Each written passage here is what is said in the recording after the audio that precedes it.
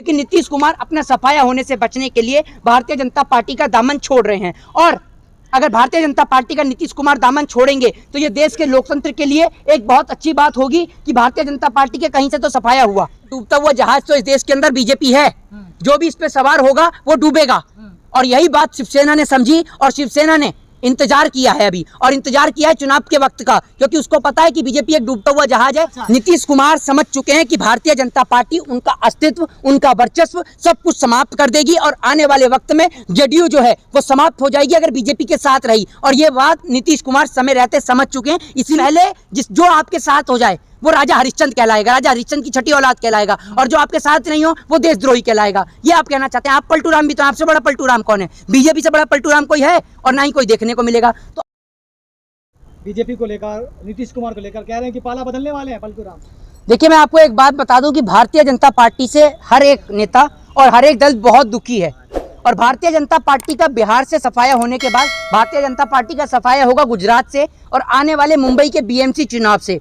ये आगाज सिर्फ मैं शिंदे के लिए करना चाहता हूँ, स्पेशल शिंदे के लिए, जो बेमानी से देश के लोकतंत्र की, संविधान की धज्जियां उड़ाकर मुख्यमंत्री की कुर्सी पर बैठे हैं। अब उनका भी नंबर है कि वो भी महाराष्ट्र से जाने वाले हैं। आप लोग अब ये देखिएगा कि भारतीय जनता पार्टी के द्वारा नीतीश कुमार के ऊपर या तो ईडी की कार्रवाई करवाई जाएगी या फिर अब उनके घोटाले उजागर किए जाएंगे। क्योंकि अगर कोई व्यक्ति बीजेपी का साथ छोड़कर अन्य पार्टी या अन्य दल में जाता है तो भारतीय जनता पार्टी उसको रोकने का एक ही तरीका निकाल रखा है, और वो है या तो सीबीआई या ईडी या फिर इनकम टैक्स के जरिए उनके घरों पर रेड पड़वानी शुरू की जाएगी। और आज भारतीय जनता पार्टी के जिस तरीके से सुबह से भौखलाहट बढ़ी पड़ी है, जिस तरीके से नीतीश कुमार ने सोनिया गांधी से बातचीत करी है और लालू प्रसाद यादव भी बाहर है, इससे पहले लालू यादव से भी बात कर चुके हैं, कुछ दिन पहले आपने देखा ही होगा। तो बिहार के अंदर इस प्रकार के समीकरण ये दर्शा रहे हैं कि भारतीय जनता पार्टी का अब बिहार से सुपड़ा साफ होने वाला है। क्योंकि हर एक दल ये जानता है कि बीजेपी दल नहीं, ये दलदल है, और इस दलदल में अगर कोई भी दल मिल जाता है तो वो इस दलदल का शिकार हो जाता है। तो नीतीश कुमार अब इस दलदल से निकलना चाहते हैं, और नीतीश कुमार इसलिए इस दलदल से निकलना चाहते हैं क्योंकि वो समझ चुके हैं कि भारतीय जनता पार्टी उनका अस्तित्व और उनका वर्चस्व खत्म कर देगी। जिस नीतीश कुमार ने भारतीय जनता पार्टी को बिहार के अंदर पैर रखने का मौका दिया, वही भारतीय जनता पार्टी आज नीतीश कुमार का सफाया करना चाहती है। लेकिन नीतीश कुमार अपना सफाया होने से बचने के लिए भारतीय जनता पार्टी का दामन छोड़ रहे हैं। और अगर भारतीय जनता पार्टी का नीतीश कुमार दामन छोड़ेंगे तो ये देश के लोकतंत्र के लिए एक बहुत अच्छी बात होगी कि भारतीय जनता पार्टी के कहीं से तो सफाया हुआ।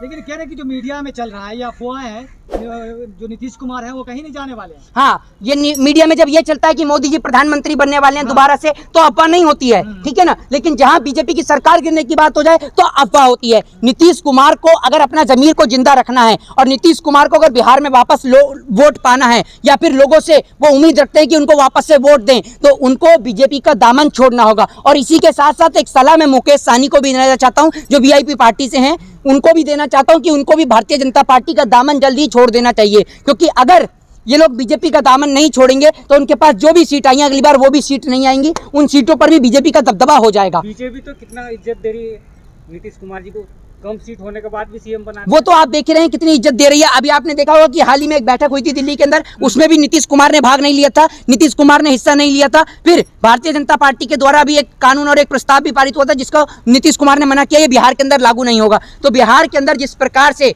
राजनीतिक खलबली लगातार जारी है, उसके मद्देनजर रखते हुए यही लगता है कि बिहार के अंदर अब सरकार गिरने वाली है। और दूसरी बात मैं आपको यह भी बता दूं कि अब की बार देश के लोग बड़ी समझदारी के साथ वोट डालें, क्योंकि प्रधानमंत्री नरेंद्र मोदी जी नहीं बनेंगे। क्योंकि आपको याद होगा कि जब 2014 में प्रधानमंत्री बने थे, और उससे पहले जब मुख्यमंत्री बने तो प्रधानमंत्री मोदी जी ने 75 साल की उम्र के सभी नेताओं को हटा दिया था। 75 साल की उम्र के सभी नेताओं को हटा दिया था। दूसरी बात, जिसका सबसे बड़ा उदाहरण है लाल कृष्ण आडवाणी, आपने देखा होगा, ठीक है ना। लाल कृष्ण आडवाणी जो प्रधानमंत्री का ख्वाब देखते देखते खुद एक ख्वाब बन के रह गए, बीजेपी में उनके कोई वर्चस्व, कोई अस्तित्व नहीं बचा है। ठीक उसी प्रकार से नरेंद्र मोदी जी अब 74 साल के हो गए हैं, ठीक है ना। तो क्या प्रधानमंत्री नरेंद्र मोदी जी आने वाले वक्त में 74 साल के हो जाएंगे, तो क्या प्रधानमंत्री नरेंद्र मोदी जी दोबारा प्रधानमंत्री बनेंगे? नहीं बनेंगे। कर दिया ना 24 के लिए, अमित शाह जी ने बोल तो दिया 24। तो फिर भारतीय जनता पार्टी ने 75 साल की उम्र के नेताओं को क्यों हटाया? बताइए ना। पहले तो नियम, नीति और कानून आप ही बनाते हैं, फिर उनकी धज्जियां भी आप ही उड़ाते हैं, ये बताइए ना आप मुझे। तो बीजेपी अपने लिए कानून बनाती है, अपने फायदे के लिए कानून बनाती है। बिहार से एक सवाल है, जी। आरपी सिंह कह रहे हैं कि जो नीतीश कुमार है वो डूबता हुआ जहाज है। अरे भैया, डूबता हुआ जहाज तो इस देश के अंदर बीजेपी है, जो भी इस पे सवार होगा वो डूबेगा।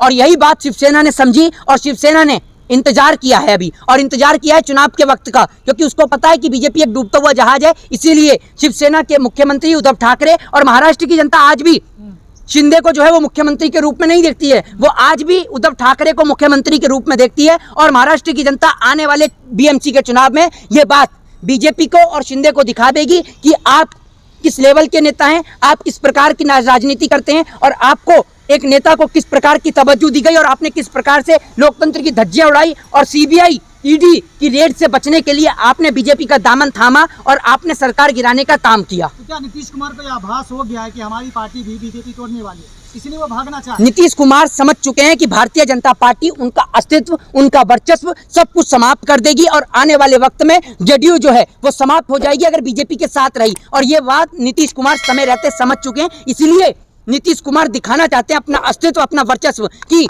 वो किस प्रकार से भारतीय जनता पार्टी को मुंहतोड़ जवाब दे सकते हैं। और अगर नीतीश कुमार ने अपना बहुमत वापस ले लिया तो भारतीय जनता पार्टी की सरकार, बीजेपी की सरकार वहां से बिहार से गिर जाएगी, और जिसका असर आपको गुजरात और हिमाचल चुनाव में भी देखने को मिलेगा। लेकिन भाजपा कहती है कि जो क्षेत्रीय पार्टी, जो छोटी पार्टी है, हम उनको इज्जत देते हैं, सम्मान देते हैं। आप उनको कोई इज्जत और कोई सम्मान नहीं देते हैं, बल्कि आप उनका इज्जत और सम्मान समाप्त कर देते हैं। आपके साथ क्षेत्रीय पार्टियां मिलती इसलिए हैं क्योंकि आप उनको ईडी और सीबीआई के जरिए डराते हैं। आप ईडी और सीबीआई के जरिए उनके घरों पर रेड पड़वाते हैं, उनके घर में आप उनको दबाव डालते हैं, उनके बच्चों को गिरफ्तार करवाते हैं, क्योंकि पहले बीजेपी आपको मुसीबत देती है और उसके बाद उस मुसीबत से निकलने का तरीका भी बताती है। तो या तो अगर आप बीजेपी का दामन थाम लीजिए, नहीं तो आपको उठाकर जेल में डाल दिया जाएगा। इसका सबसे बड़ा उदाहरण लालू प्रसाद यादव है।